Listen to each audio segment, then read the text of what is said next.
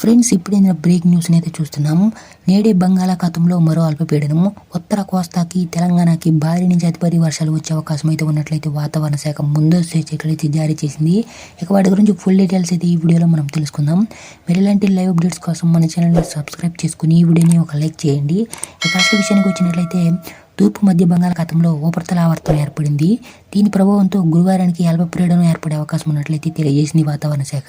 ఇక తరువాతి 2 రోజుల్లో ఇది పశ్చిమ వాయువు దిశగా కదులుతూ దక్షిణ ఒడిశా, ఉత్తరాంధ్ర తీరాలకు చేరువవుతుందని అయితే తెలియజేసింది.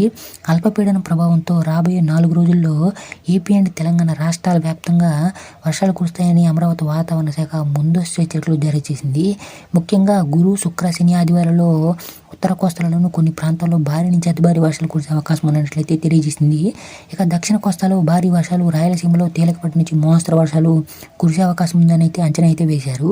ఇక ఆదివారం వరకు సముద్రం అల్లకల్లోలంగా అలజడిగా ఉంటుందని, గరిష్టంగా 55 కిలోమీటర్ల వేగంతో గాలులు వీసే అవకాశం ఉందని అయితే మత్స్యకారులను వేటకు వెళ్ళరాదని హెచ్చరికలు అయితే జారీ చేసింది. ఇక ముఖ్యంగా ఈ యొక్క వారం రోజుల పాటు అయితే మన ఏపీ అండ్ తెలంగాణలో భారీ వర్షాలు నమోదయ్యే అవకాశం ఉన్నట్లయితే వాతావరణ శాఖ ముందస్తు హెచ్చరికలు జారీ చేసింది. ఇలాంటి లైవ్ అప్డేట్స్ కోసం మన ఛానల్ని సబ్స్క్రైబ్ చేసుకుని వీడియోని ఒక లైక్ చేయండి.